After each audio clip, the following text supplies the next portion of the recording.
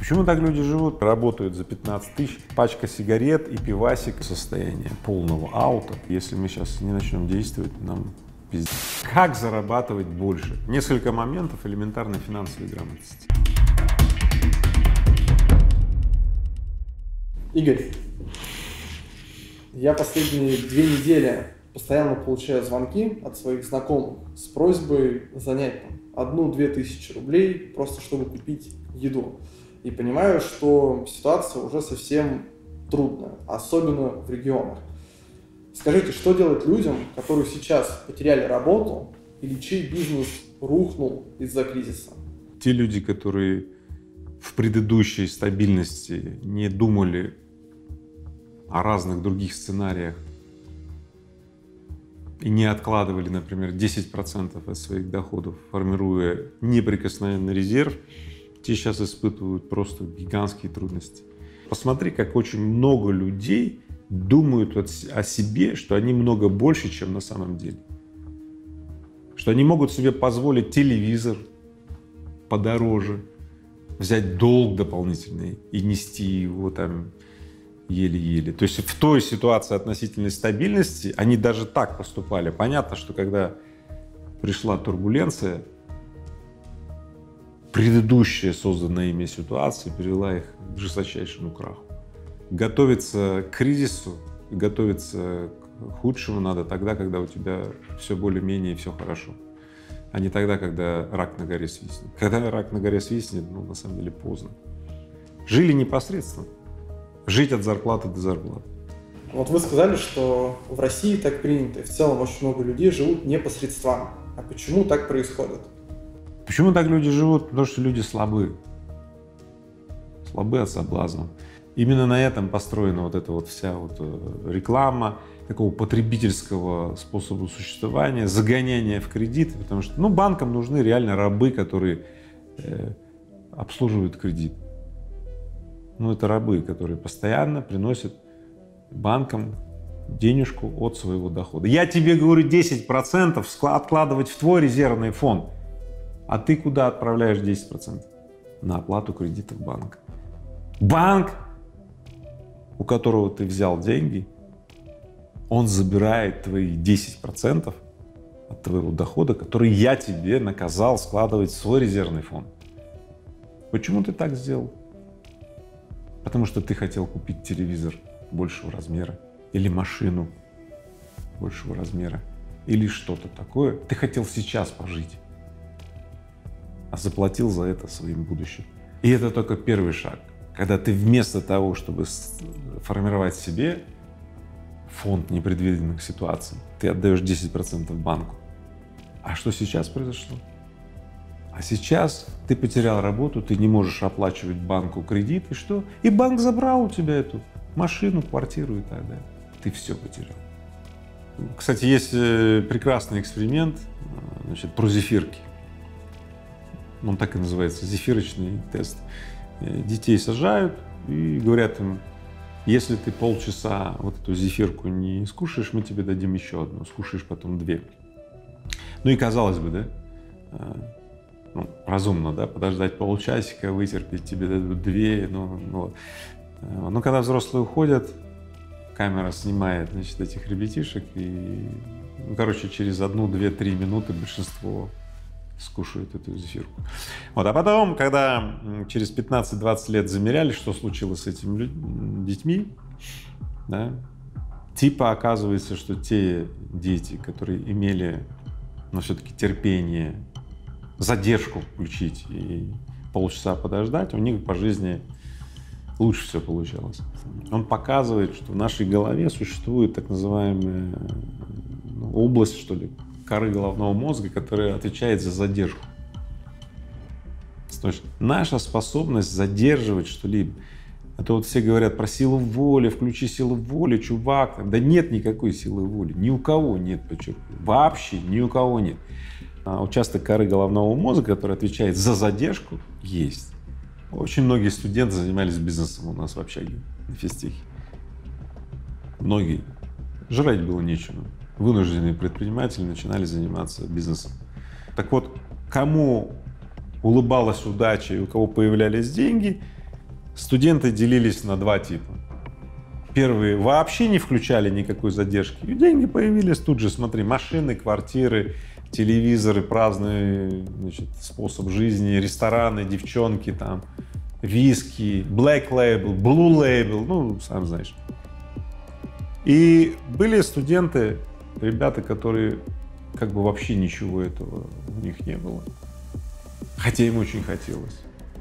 Я себя имею в виду, нам очень хотелось. Какая-то часть головы отправляла все наши, ну, там, деньги, усилия, фокус внимания, концентрации на новое производство построить, новую линию, новую технологию, увеличить географическое покрытие бизнеса и так далее. Задержку следует тренировать. Как тренировать? Отказывать себе в том, что тебе очень хочется. Хочется телевизор побольше? Перехочется, блин. Хочется машину? Тренируй задержку. То есть на самом деле жить посредством — это означает отключить от себя то, что тебя может вывести, ну, вот, в состояние ловушки. Такие проводники в ловушку, банки и все, кто пропагандирует вот этот вот житье потребительском, так сказать, угаре. Несколько моментов элементарной финансовой грамотности. Смотри. Какой бы ни был у тебя доход, 10% от этого дохода следует откладывать на непредсказуемые, непредвиденные события. Второе. Следует жить посредством. Не следует брать сейчас, чтобы отдавать потом. Это касательно и ипотечных кредитов, это касательно потребительских кредитов, это касательно займов у микрофинансовых организаций. И это второй урок, на который я обращаю внимание. Не следует жить взаймы. Слишком дорогая плата. Ну и третий момент. Дело в том, что всегда есть большее, что уготовано человеку, и соглашательство на то, чтобы довольствоваться меньшим, это третий урок, на который я обратил внимание. Каждый человек может больше зарабатывать в 2 раза, в 3 и даже в 10. И в тот момент, когда у человека все стабильно, типа стабильно, он должен, прям я настаиваю, должен думать о том, как зарабатывать больше. Если твои доходы со временем не повышаются, ты обязан найти способ поменять работу, дело, бизнес, окружение. Это очень мощный индикатор финансовой грамотности. Доходы либо растут, либо ты деградируешь. Насколько эти доходы должны расти? В какой период? Есть очень простой индикатор роста доходов, на который можно ориентироваться. В каждой стране, в каждом обществе есть показатель, ну, условно говоря, инфляции цен. Твои доходы должны расти где-то примерно со скоростью в 2 раза превышающей инфляцию минимум. Ну, максимума нет, максимум может быть любой, но минимум опережения инфляции в 2 раза. Если ты поставил себе индикатор, что на 10% должны вырастать твои доходы в год, то за 10 лет в 2,5 раза вырастут твои доходы. Есть люди, которые годами живут в состоянии, когда они довольствуются, например, зарплатой 15 тысяч, 20. Потом они к этому привыкают. И дальше они из этой ловушки выбраться не могут. И, внимание, что они в этот момент думают? Они думают, что работы нет, никто не платит, опасно покидать работу за 15-20 тысяч, которые сейчас есть, иначе другую не найдешь. Они убеждают себя и ищут тысячи доказательств среди себе подобных, что это так. Но дело в том, что их окружают в этот момент люди, ну, действительно, те, которые соглашаются работать на 15-20 тысяч, среди них есть поверье, что другой работы нет. То есть они занимаются самоубеждением, они занимаются саморазнесением шаблонов, они ищут доказательства, они находят эти доказательства, в результате изолируют себя от мира тех рабочих мест, где 30 тысяч, 40, 50 и больше. Это есть гигантская проблема так называемого шаблонированного представления о мире. Мы, люди, мы действительно думаем социальными шаблонами. Ну, это так. То есть если мы живем среди определенных людей, мы впитываем эти шаблоны и думаем ими. Ну а какими еще шаблонами может думать ребятенок, который смотрит на взрослых, которые работают за 15 тысяч, и пачка сигарет, и пивасик — это такое вот удовольствие, которое у них есть. Вот. Ну, а что произойдет в голове этого человечка, маленького человечка, будущего взрослого? Он скопирует точно такое же поведение в будущем. И он пополнит ряды этих людей, которые как будто на Луне живут. То есть я, Игорь Рыбаков, утверждаю, что вон, посмотрите, сколько много профессий, где можно зарабатывать больше. Они мне говорят: нет, посмотри, ты врешь. Хорошо, говорит, рассуждать такому успешному человеку, как Игорь Рыбаков, но мы, говорит, не видим. Ну, окей. Человек так устроен, что он всегда ищет доказательства того, что он себе придумал. Ну, он так устроен. Поэтому представление людей, которые думают так, их много, они смотрят, Вася тоже так думает и так далее, они блокируют от возможности вырваться из этого порочного круга. Поэтому я, Игорь Рыбаков, утверждаю, что из любого порочного круга выйти проще, чем кажется. Итого, несколько советов финансовой грамотности. Можно прямо на стенку себе написать 3 момента. Первое. 10% от любых доходов, которые ты получаешь. Второе. Твои доходы должны расти со скоростью в 2 раза опережающей инфляцию. И третье. Окружи себя людьми, среди которых представление о 2 первых нормах является шаблоновым. Что значит шаблон? То есть они не сомневаются в необходимости откладывать 10% от дохода в резерв. И второе, они не сомневаются в том, что доходы должны расти со временем. Вот эти 3 момента элементарной финансовой грамотности, я гарантирую, что их достаточно для того, чтобы вырваться из нищеты. Игорь, этот совет очень хороший, я думаю, многие прислушаются обязательно. Но что людям делать сейчас? Они уже остались без денег, многие без работы и не понимают, как действовать в этой непредсказуемости. Да, это действительно, когда люди попадают в гигантское поле проблем, часто они зависают в этом слое, и начать действовать очень сложно. Но в этом и есть все лекарство — начать действовать. Как только ты сделал первый шаг, ты начинаешь входить в состояние потока. И дальше шаг за шаг, шаг цепляется за шаг. Приведу пример. У нас был дикий кризис в компании Технониколь. 2008 год, помнишь, кризис был. Банки отозвали резко кредиты. Они не должны были делать это по договору. Но они сделали, знаешь, говорят, приходите в суд, потом разберетесь. Ну, как у нас в России, знаешь, на каждом шагу такая вот история. Ну, хорошо. Сперва мы повозмущались, что у нас в России такая история. Ну и чего? Умирать? Врагу не сдается наш гордый варяг. Мы были в той самой панике. Мы просто зависли от несправедливости мира, от того, что компания, которую ты строил там 15 лет, она сейчас утонет. Ты знаешь, компания тонула дальше. Компания не была способна вообще что-либо делать, потому что вот мы, как руководители, мы были вот в этом состоянии. Мы были в этом зависе 2,5 месяца.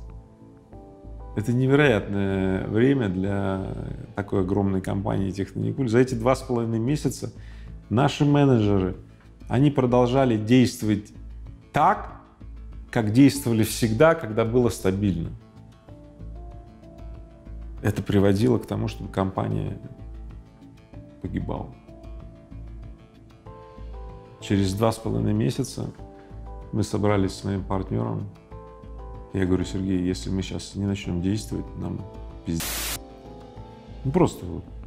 Мы просто умрем. И мы начали действовать. Мы ввели ручное управление в компании. Мы убрали институциональность. Мы применили автократический режим. Мы приказали, что делать менеджерам. Мы сами стали делать как те вещи, которые никогда не делали. Мы изобрели новый ритм, новые процедуры, которые, судя по тому, что я сейчас здесь сижу, которые оказались более актуальными. Да? Мы не умерли. Более того, мы резко усилились после того кризиса, потому что мы приказали себе выжить. Мы резко сократили затраты компании. на всех участках. Склады, производственные процессы, люди. Оказалось, у нас огромное количество лишних процессов в компании. Мы стали заниматься вопросами эффективности и производительности труда, а не вопросами экспансии, расширения, захвата и так далее. Оказывается, мы не уделяли достаточно времени повышению эффективности компании. Потом мы столкнулись с тем, что наша личная эффективность недостаточно хороша. Мы взяли тренинги в отношении себя, сделали очень мощные трансформации. Это и привело к тому, что я сейчас здесь сижу, и компания с тех пор выросла в 3 раза. И теперь, в момент вот этого кризиса, который сейчас есть, компания Технониколь не испытывает больших сложностей, ей тяжело, но она в полной боевой готовности. И это все благодаря тому кризису. Если ты попал в полный ноль или в такую вот ситуацию, вот набор простых действий. Сидишь без работы, найди работу, даже пускай с неустраивающим себя ценником, найди работу. Второе. Если ты имеешь работу, но зарплата тебя не устраивает, приди к начальнику, попроси повышения. Попроси дополнительные нагрузки, попроси повышения. Если он не даст, смени работу, найди работу с большим чеком. Если ты предприниматель и бизнесмен, и твои заказчики или клиенты сейчас не платят, спроси заказчиков, клиентов, что им еще нужно, перемени свою бизнес-модель. Настройся. Если точно нет никаких перспектив, бросай все это дело, иди в другую нишу. Игорь, вы сказали про то, что люди сейчас прокрастинируют, потеряли работу, не понимают, что делать, но на самом-то деле ситуация трудная, и люди просто не могут собраться силами и сделать вот этот первый шаг, про который вы говорите. Где все-таки находить силу воли для того, чтобы эти шаги совершать? Мы очень часто настолько сильно себя критикуем. Самокритика у нас это, можно сказать, основной такой элемент, вот это критическое мышление, вот эта вся вот эта вот херня, которой нас учат в школе, да? И взрослые это дело повторяют, как попугаи. Дело в том, что самокритика и критическое мышление — это, конечно, хорошая штука, но она настолько усиливает вот это состояние полного аута в момент, когда ты в панике, просто тебя приплюснывают. Вот. Поэтому на самом деле в этот момент уместно использовать совершенно другой подход — самопохвала. Если ты сам начинаешь себя хвалить за что-либо, слушай, за то, что ты посуду помыл, за то, что ты кровать заправил, за то, что там ты подтянулся 10 раз на турнике, а раньше подтягивался 0 или 2 раза, 10. Если ты начинаешь себя хвалить, то другие люди, когда это увидят, они могут подумать: эй, этот чувак себя хвалит, дай-ка я его тоже похвалю. И вот уже второй человек присоединился. А когда второй присоединяется, срабатывает интересное ощущение. Да? Социальное признание.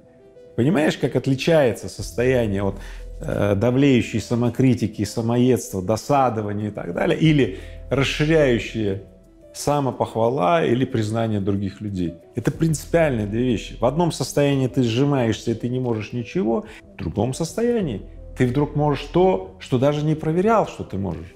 Есть люди, которые в этот момент вспоминают, что расширяющего произошло за день. Да? Какая разница будет между этими людьми? Одним людям будет способствовать удача, другие люди будут дальше погрязать в болото собственного такого самосъедания. То есть на самом деле проактивная позиция сейчас более выгодная, чем позиция ожидания. Застывание, замирание, когда мы встречаем какую-то опасность, делает нас очень уязвимой жертвой. Все, вот она стоит, бери, заходи, кто хочешь, бери, кто хочешь. Поэтому проактивная позиция — это самое главное сейчас. Давай сделаем эксперимент. 30 дней ты будешь каждый вечер по прошествии дня вспоминать, что хорошего, что позитивного, что расширяющего случилось за день, и благодарить себя, что ты смог это сделать. 30 дней. Дальше с утра, когда ты встаешь, ты вспоминаешь, о чем ты думал вечером, делаешь 100 приседаний, поджиманий, берпи и так далее, то есть, ну, делаешь вот такую вот физическую нагрузку. И так 30 дней. А потом ты мне пишешь сюда вот в комментарии, что ты чувствовал все это время, что с тобой произошло за этот месяц. Да, и особо мне будет интересно знать, какие изменения произошли в твоей жизни. Вот. Поэтому давайте, ребята, значит, я приглашаю каждого из вас, пишите свои истории, лучшие истории я, в общем-то, опубликую и озвучу здесь на канале Игоря Рыбакова.